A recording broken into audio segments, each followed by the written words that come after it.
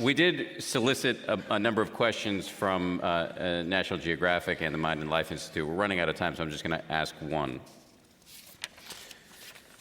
which is a really interesting question, and it gets to what you were speaking about earlier, Your Holiness, when it comes to the ways to achieve world peace. And this is a pretty serious, heavy question. It's from Elizabeth W. from Wallen, Tennessee.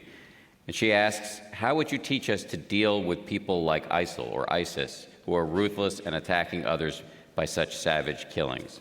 And I guess a related question, and this was addressed in Daniel Goleman's excellent book about you and your vision for the future of Force for Good. Do you ever think violence is justified and legitimate? That's very difficult to say. But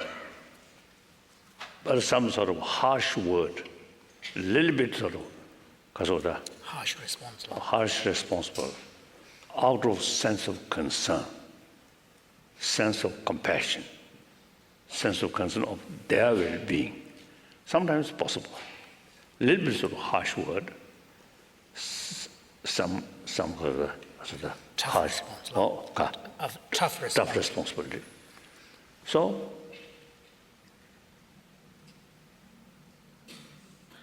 then that's difficult to say.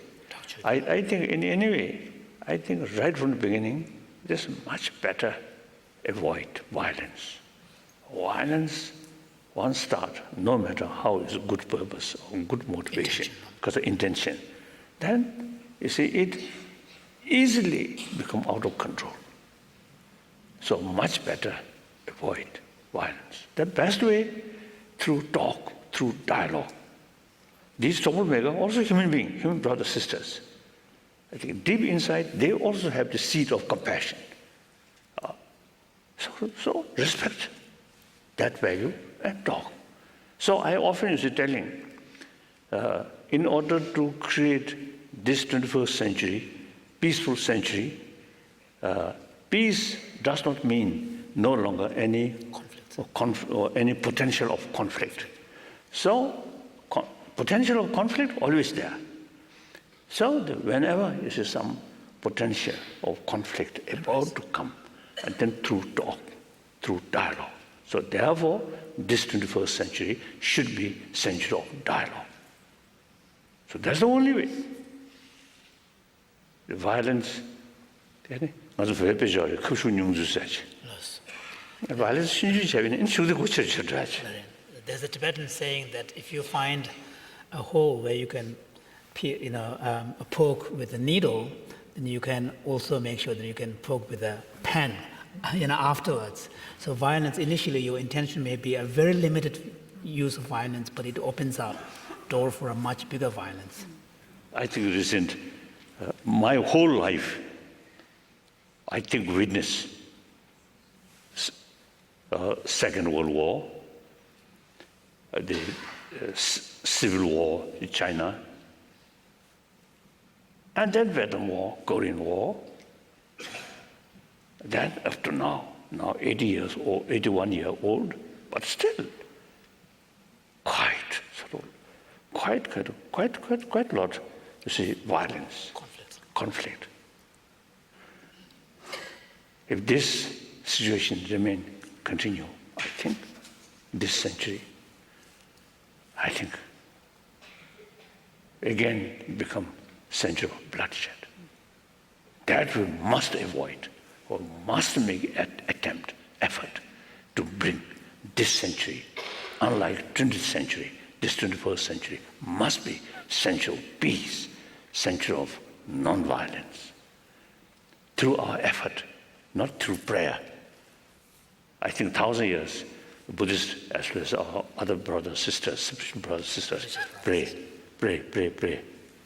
But I think fail our sort of aspirations, prayer. The result of prayer, world peace, or happy human being. So now, I often used to telling, half joke, if we have the opportunity seeing Jesus Christ and Buddha, you ask, please bring peace on this planet. Then Buddha and Jesus Christ may tell us, oh, who created the problem? If God creates problem, then we can ask God, please bring peace. But problem we start. So we have the responsibility to solve or to reduce. So I really feel that. So we have to make effort.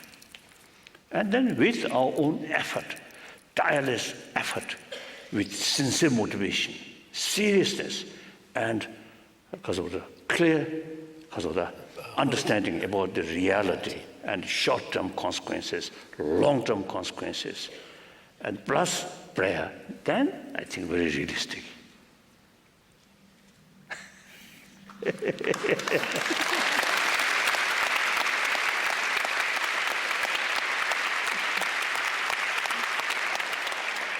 Your Holiness, we're just about out of time, but it's been a pleasure to be in dialogue with you, and I promise to work harder at my meditation.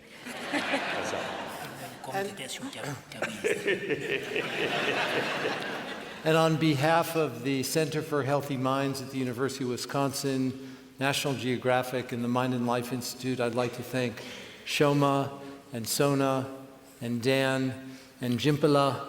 And Your Holiness, thank you so much for returning to Madison.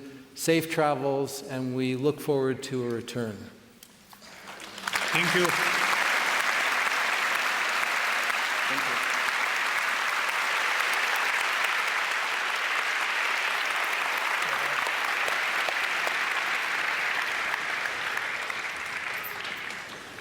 Last, you see, few days, Mysore was meeting people here and some other places.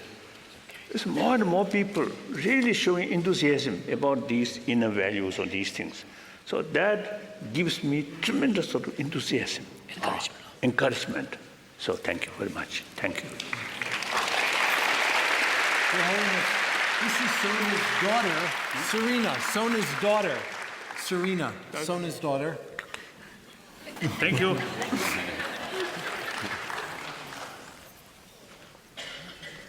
First to daughter or mother? Thank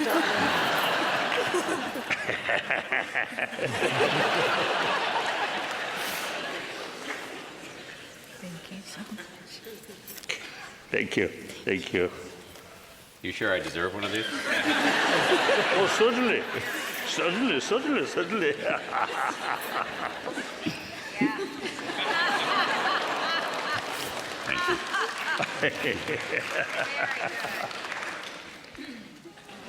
Speechless.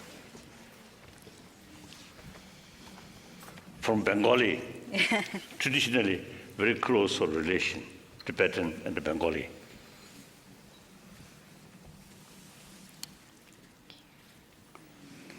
Thank you. Thank you. So thank you.